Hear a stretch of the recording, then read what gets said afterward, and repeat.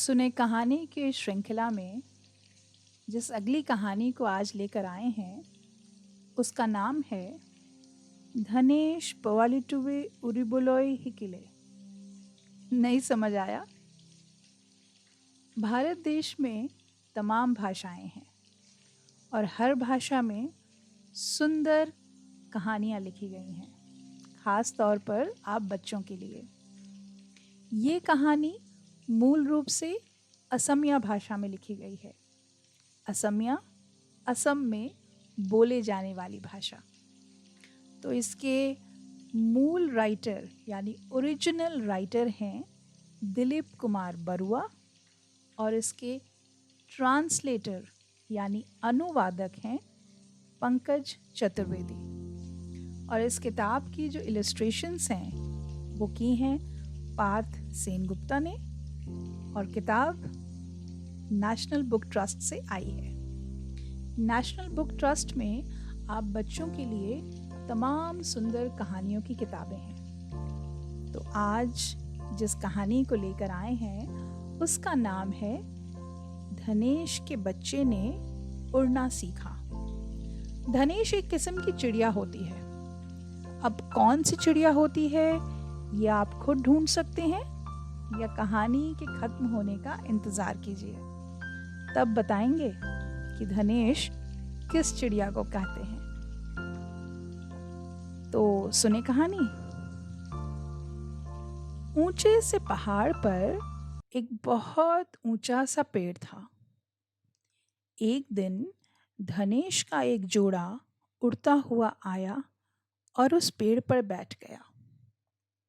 नर धनेश ने अपनी तीखी चोंच से पेड़ के तने की कोटर में अपना घर बनाना शुरू कर दिया। मादा धनेश चुपचाप घोंसले को बनता देखती रही। कुछ ही दिनों बाद मादा धनेश ने घोंसले में 3 अंडे दिए। उसने 2 अंडे तो फेंक दिए, लेकिन तीसरे अंडे को उसने घर में रख लिया। फिर उसे अपने पंखों से ढक लिया और मादा धनेश ने अपनी ही बीट से घर के घुसने के एकमात्र रास्ते को बंद कर दिया। वहां अब केवल छोटा सा सुराख था, इतना छोटा सा सुराख कि बस चोंच बाहर आ सके। नर धनेश बाहर ही रह गया। वह दूर दूर से खाना एकत्र करता, कभी केचुआ तो कभी कीड़े मकोड़े और कभी कभी छोटे मेंढक और चूहे भी ले आता। फिर मादा धनेश की चोंच में एक एक कर खाने की चीजें रखता। ऐसा कई दिनों तक चलता रहा। एक दिन उसे नवजात धनेश की चहचहाहट घर के भीतर सुनाई दी। छोटे से बच्चे की चींची सुनकर नर धनेश खुशी से फूला नहीं समाया। कुछ दिनों बाद उसे घोंसले के बंद रास्ते को खोल दिया। मादा धनेश अपने बच्चे के साथ घोंसले से बाहर आ गई।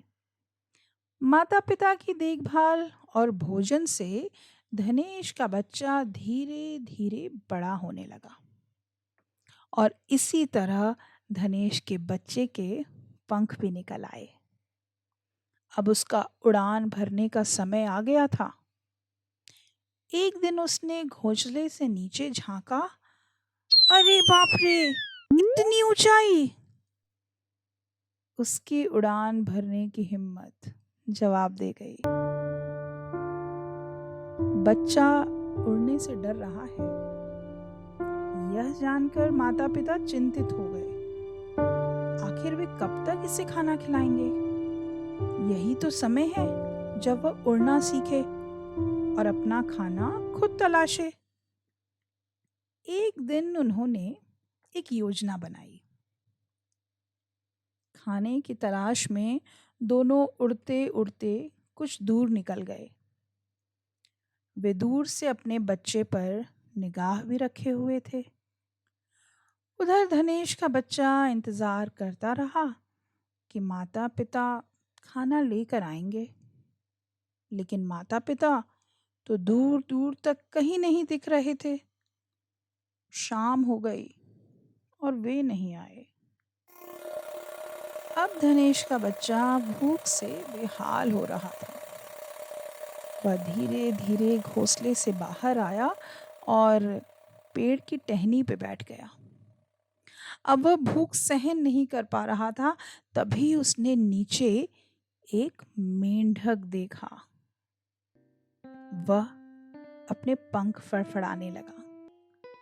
अचानक ही वह उड़ने लगा और मेंढक की ओर बढ़ चला। धनेश को अपने ऊपर झपटते देख मेंढक भी उछलकर भागा, लेकिन पलक झपकते ही उसने मेंढक को एक झपट्टे में पकड़ लिया और ऊपर की ओर उड़ान भर ली।